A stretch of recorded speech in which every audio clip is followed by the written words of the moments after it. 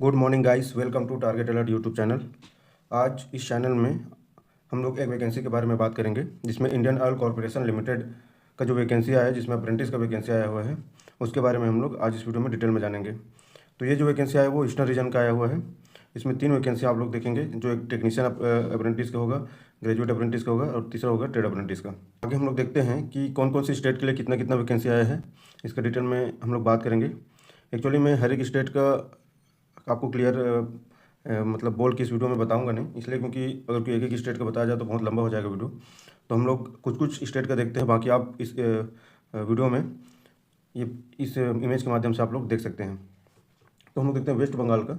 ये जो वैकेंसी है वो टेक्नीशियन अप्रेंटिस, जो कि मैकेनिकल या फिर electrical, instrumentation, civil, electrical, electronics या इलेक्ट्रॉनिक्स, ये सबका वैकेंसी आया। टोटल सब वैकेंसी है, जिसमें जनरल के लिए 40 वैकेंसी, ईडब्ल्यूएस के लिए 10 वैकेंसी, एससी के लिए 23 वैकेंसी, एसटी के लिए 5 वैकेंसी और ओबीसी के लिए 22 वैकेंसी आया हुआ है।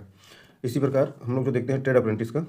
तो ट्रेड अप्रेंटिस का देखा जाए तो fitter, electrician, electronic mechanic, instrument mechanic और मशीनिस्ट के लिए टोटल 46 वैकेंसी आया हुआ है, जिसमें जनरल के लिए 20 है, ईडब्ल्यूएस के लिए 4 है, एससी के लिए 10 है, एसटी के लिए 2 है और ओबीसी के लिए 10 है। तो ये आप वेस्ट बंगाल का देखे हैं। इसी प्रकार आपको आगे भी हर एक स्टेट का देखने को मिलेगा। यहाँ पर देखिए, जैसे यहाँ पर बिहार का दिया हुआ है, तो बिहार का आप इस इमेज के माध्यम से आप देख सकते हैं।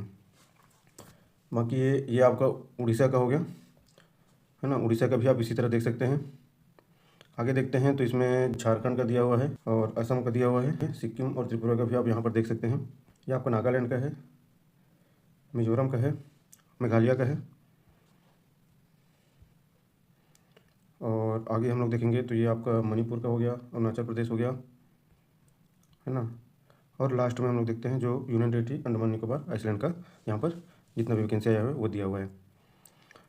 आगे आप देखेंगे तो इसमें ग्रेजुएट अप्रेंटिस के बारे में बताया हुआ है। तो ग्रेजुएट अप्रेंटिस के लिए कितना पोस्ट है उसके बारे में हम लोग देखने का प्रयास करते हैं। तो इसमें वेस्ट बंगाल के लिए देखा जाए तो टोटल 40 पोस्ट है। ये आपको जनरल के लिए हो गया, ये ईडब्ल्यूएस कैटेगरी के लिए हो गया, और ये एससी के लिए, ये एससी के लिए, ये एसटी के लिए हो गया, और ये आपका ओबीसी के लिए यहाँ पर, जो कि नॉन क्रीमी लेयर होता है, उसके लिए वैकेंसी आया हुआ है। तो यहाँ पर भी मैं एक एक स्टेट का बताऊँगा नहीं, एक्चुअली वीडियो लंबा हो जाएगा। तो आप इस इमेज में देख सकते हैं, अगर आप जहाँ का हैं वहाँ के बारे में देख सकते हैं। इसमें बिहार का है, उड़ीसा का है, झारखंड का है, असम का है, सिक्किम का है, त्रिपुरा, नागालैंड, मिजोरम, मेघालय, मणिपुर, अरुणाचल प्रदेश और अंडमान निकोबार आइसलैंड का जो ग्रेजुएट अप्रेंटिस का है वो दिया हुआ है। आगे आप देखेंगे तो ट्रेड अप्रेंटिस के बारे में यहाँ पर बताया हुआ है। ट्रेड अप्रेंटिस में जो डाटा एंट्री ऑपरेटर होता है उसके बारे में यहाँ पर डिटेल में दिए हुए है। तो वेस्ट बंगाल के लिए यहाँ पर देखें तो टोटल 8 पोस्ट आया हुआ है, जिसमें ये आपका हो जाएगा जनरल के लिए,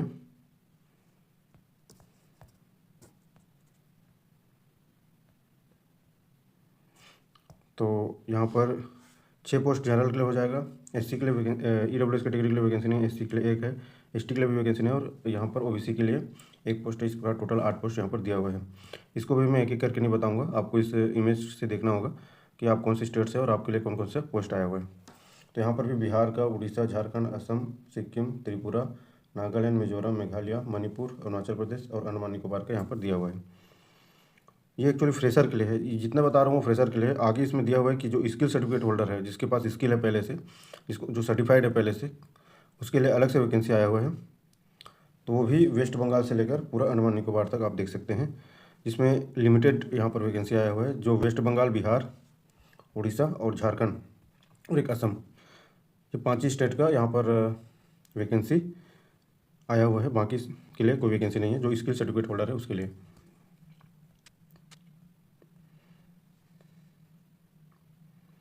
यहाँ पर एक चीज़ आपको नोटिस करना है कि आप अगर कोई मान लो बात पीडब्ल्यूडी कैटेगरी से आते हैं, बीडी कैटेगरी से, पर्सन विद बेंचमार्क डिसेबिलिटी, जिसको बोलते हैं पर्सन विद बेंचमार्क डिसेबिलिटी, तो इस कैटेगरी से आता है, तो अगर कोई आपका 40% से कम है तो आपको ये पीडब्ल्यूडी कैटेगरी का रिजर्वेशन आपको नहीं मिलेगा। ये चीज़ आपको ध्यान देना है। आपको उसके लिए प्रॉपर सर्टिफिकेट देना पड़ेगा, और जिसमें आपको बताना पड़ेगा कि आपका जो डिसेबिलिटी है वो 40% से ऊपर है। यहाँ पर एक चीज़ नोटिस करना है आपको, दिया हुआ है कि स्टाइपेंड जो है वो हर एक अप्रेंटिस का जो पोस्ट है उसके लिए अलग अलग है, और वो आपको टाइम टू टाइम हर मंथ आपको मिल जाएगा, ठीक है। जब आप इस अप्रेंटिसशिप में एंट्री करेंगे, अप्रेंटिसशिप करने स्टार्ट करेंगे, तो पर मंथ आपको स्टाइपेंड यहाँ से मिलेगा। अब यहाँ पर एक क्वालिफिकेशन या फिर एलिजिबिलिटी क्राइटेरिया को यहाँ पर दिया हुआ है, जिसके बारे में हम लोग डिटेल में देखते हैं। तो यहाँ पर देखिए, ट्रेड अप्रेंटिस जो फिटर है उसके लिए बोला है matric with regular full time, है ना, और 2 ईयर का ITI का कोर्स ये है। तो आप आप ट्रेड अप्रेंटिस फिटर के लिए अप्लाई कर सकते हैं। वही इलेक्ट्रीशियन का दिया हुआ है, तो सेम चीज़, मैट्रिक विथ 2 ईयर का 2 साल का ITI जो इलेक्ट्रीशियन का है वो आप किए हैं, तो आपको ये वाला ट्रेड अप्रेंटिस टेक्नीशियन के लिए आप अप्लाई कर सकते हैं। दूसरा, इलेक्ट्रॉनिक्स मैकेनिक्स के लिए भी सेम है कि आप 10th पास होना चाहिए और 2 साल का आपका रेगुलर ITI कोर्स होना चाहिए। कौन से ट्रेड से? तो इलेक्ट्रॉनिक्स मैकेनिक्स से। उसी प्रकार आप आगे देखेंगे तो इंस्ट्रूमेंट मैकेनिक्स का भी सेम है, मैट्रिक प्लस 2 साल का आपको ITI होना चाहिए। और मशीनिस्ट के लिए भी सेम चीज़ है कि मैट्रिक प्लस 2 साल का ITI आपके पास ये सर्टिफिकेट होना चाहिए। आगे आप देखेंगे तो जो टेक्नीशियन अप्रेंटिस है, टेक्नीशियन अप्रेंटिस जो मैकेनिकल है, उसके लिए आपको 3 साल का फुल टाइम डिप्लोमा मैकेनिकल से होना चाहिए। और इसमें देखिए, आप 50% मार्क्स होना चाहिए। अगर कोई आप जनरल या EWS या OBC का नॉन क्रीमी लेयर के कैटेगरी से आते हैं तो आपको 50% मार्क्स चाहिए। लेकिन अगर कोई आप SC ST या PWD कैटेगरी से आते हैं तो वहाँ पर आपको 5% एग्जेप्शन मिला हुआ है, जिसमें आप 45% में एलिजिबल हो जाएंगे। सेम चीज़ आप आगे बढ़ेंगे तो देखते हैं यहाँ पर इलेक्ट्रिकल के लिए भी दिया हुआ है। जो टेक्नीशियन अप्रेंटिस होता है उसके लिए 3 साल का आपको फुल टाइम डिप्लोमा होना चाहिए, जो इलेक्ट्रिकल इंजीनियरिंग से होना चाहिए। इसमें भी वही चीज़ है कि 50% मार्क्स आपको होना चाहिए जनरल, EWS या OBC जो नॉन क्रीमी लेयर कैंडिडेट है उसके लिए। और अगर कोई आप SC ST या PW कैटेगरी से आते हैं तो आपको 45% में भी आप एलिजिबल हो जाएंगे। सेम चीज़ आपका इंस्ट्रूमेंटेशन के लिए है, जो कि 3 साल का आपको फुल टाइम डिप्लोमा होना चाहिए। और सेम चीज़ 50% जो है जनरल, EWS या OBC के लिए, जो नॉन क्रीमी लेयर में आते हैं उसके लिए। और 45% जो होता है वो SC ST या PW कैंडिडेट के लिए होना चाहिए। सिविल के लिए भी सेम है, इलेक्ट्रॉनिक्स के लिए भी सेम है, और इलेक्ट्रॉनिक्स के लिए भी सेम है। अब यहाँ पर दिया हुआ है ग्रेजुएट अप्रेंटिस जो BA BCom या BSc या BBA, अगर कि इसके लिए आप ग्रेजुएट अप्रेंटिस कर रहे हैं तो आपको रेगुलर फुल टाइम ग्रेजुएट होना चाहिए। कोई भी डिसिप्लिन से होना चाहिए, कोई जरूरी नहीं है कोई पर्टिकुलर डिसिप्लिन, कोई भी डिसिप्लिन से चलेगा। इसमें भी 50% मार्क्स आपको जनरल, EWS या OBC का जो नॉन क्रीमी लेयर होता है उन कैंडिडेट के लिए चाहिए। और 40% मार्क्स जो है SC ST या PWD कैंडिडेट के लिए जरूरी है। अब यहाँ पर दिया हुआ है ट्रेड अप्रेंटिस जो डाटा एंट्री ऑपरेटर होता है, जो फ्रेशर है, उसके लिए आप क्लास 12th का आपका मार्क्स या फिर सर्टिफिकेट होना चाहिए। और 50% मार्क्स यहाँ पर जरूरी है जनरल, EWS या OBC के लिए। और 45% मार्क्स जो होता है वो ST SC या PWD कैंडिडेट के लिए यहाँ पर ज़रूरत है। आगे जो ट्रेड अप्रेंटिस का स्किल सर्टिफिकेट होल्डर होता है उसके लिए क्लास 12th होना चाहिए, है ना। सेम चीज़ कि 50% मार्क्स आपका जनरल, EWS या OBC के लिए, और 40% आपका SC ST और PWD कैंडिडेट के लिए। इसमें एक चीज़ और आपको एडिशनली होना चाहिए कि candidate should possess skill certificate of domestic data entry operator for training of less than 1 year issued by on awarding body organise under a national skill qualification framework or any other authority recognise by the central government. इसका मतलब ये है कि आपको 12th का तो certificate होना ही चाहिए, उसके साथ साथ आपको जो स्किल सर्टिफिकेट होता है डोमेस्टिक डाटा एंट्री ऑपरेटर, इस टाइप का एक सर्टिफिकेट मिलता है। ये सर्टिफिकेट जो होता है नेशनल स्किल क्वालिफिकेशन फ्रेमवर्क के द्वारा दिया जाता है। इसका मतलब जिसको रिकॉग्नाइज़ किया जाता है, मतलब जो आपके पास जो सर्टिफिकेट रहेगा, जो स्किल सर्टिफिकेट रहेगा, वो नेशनल स्किल क्वालिफिकेशन फ्रेमवर्क के द्वारा रिकॉग्नाइज होना चाहिए। तो आप ये जो डाटा एंट्री ऑपरेटर जो स्किल सर्टिफिकेट होल्डर के लिए आप अप्लाई कर सकते हैं। एक चीज़ ध्यान देना है कि जितना भी यहाँ पर मैं सर्टिफिकेट का बात कर रहा हूँ वो सर्टिफिकेट आपका रेगुलर होना चाहिए, ना कि पार्ट टाइम या करेस्पॉन्डेंस होना चाहिए। अगर कोई आप पार्ट टाइम करेस्पॉन्डेंस है तो आप एलिजिबल नहीं हो पाएंगे किसी भी पोस्ट के लिए अप्लाई करने के लिए। ये चीज़ आपको ध्यान रखना है। यहाँ पर एक चीज़ और नोटिस करने वाला बात दिया हुआ है कि ग्रेजुएट और टेक्नीशियन जो अप्रेंटिसशिप है उसके लिए जो क्वालिफिकेशन है, जो भी क्वालिफिकेशन उसमें बताया गया है वो 1/4/2022 से लेकर 31/12/2025 के बीच में होना चाहिए। और जो ट्रेड अप्रेंटिस जो ITI डाटा एंट्री ऑपरेटर, ये सब का भी जो दिया हुआ है वो 1/4/2021 से लेकर 31/12/2025 के बीच में होना चाहिए। तब अब इस क्वालिफिकेशन को वहाँ पर रिकॉग्नाइज किया जाएगा।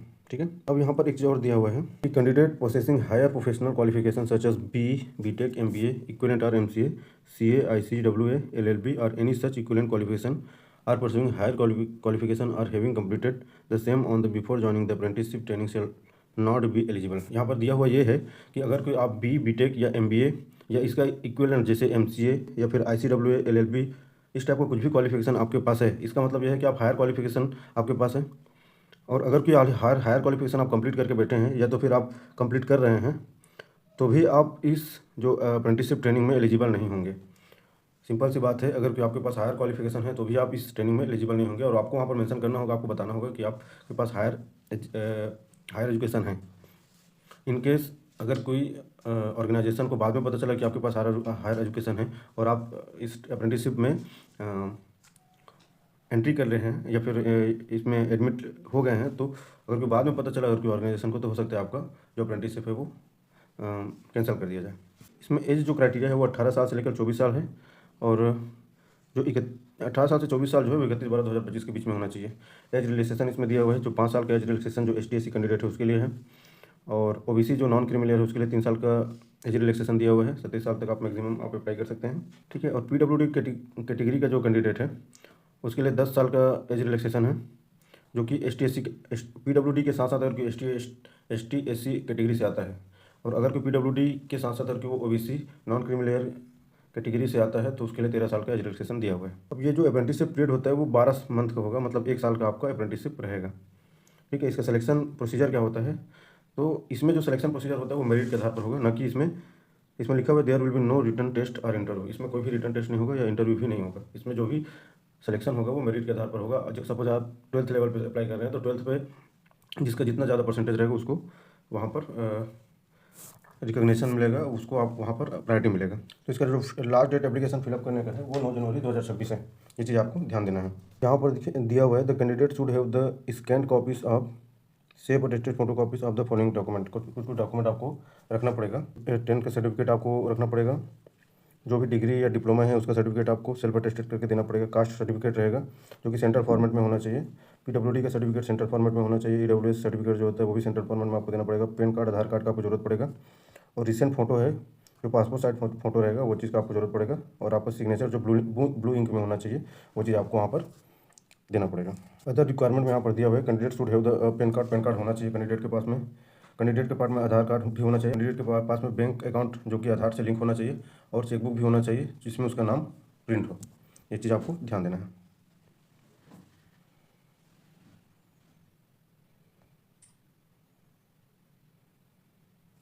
यहाँ पर दिया हुआ है कि आप अप्लाई कब से चालू करेंगे, तो इसका जो अप्लाई 10 दिसंबर 2025 से 10 बजे से चालू हो जाएगा। मतलब आज जो है 10 दिसंबर है और आज 10 बजे से इसका अप्लाई चालू हो जाएगा, और वो 9 जनवरी 2026 तक शाम में 5 बजे तक इसका अप्लाई चलेगा। कि आप अप्लाई करने से पहले जो चीज़ आपको सामने मैं बताया हूँ कि क्या क्या क्वालिफिकेशन, कब तक उस क्वालिफिकेशन को क्लियर करना है, इसका क्राइटेरिया भी है, और उसमें जो एक परसेंटेज है कितना % मिनिमम मार्क्स आपको होना चाहिए, वो चीज़ आप क्वालिफाई कर रहे हैं, वो चीज़ में आप सटीक बैठे हैं तभी आपको इस वैकेंसी के लिए आपको फिलअप करना है फॉर्म को, अदरवाइज आप एलिजिबल ही नहीं हो पाएंगे। और यहाँ पर लिखा हुआ है कि detail of document verification as per merit list will be intimated on the registered email ID। आज इस वीडियो में हम लोग मोटी तौर पर जो अप्रेंटिसशिप का जो वैकेंसी आया है उसके बारे में डिटेल में बात किए हैं। तो इसी प्रकार की नया जो भी वैकेंसी, जो भी जॉब रिलेटेड वैकेंसी या फिर जो भी अप्रेंटिसशिप रिलेटेड वैकेंसी या जो भी नॉलेजेबल वीडियो आपको चाहिए, तो प्लीज़ इस चैनल को लाइक, शेयर एंड सब्सक्राइब जरूर कीजिएगा, ताकि नए नोटिफिकेशन आपको जरूर मिले। Thank you very much.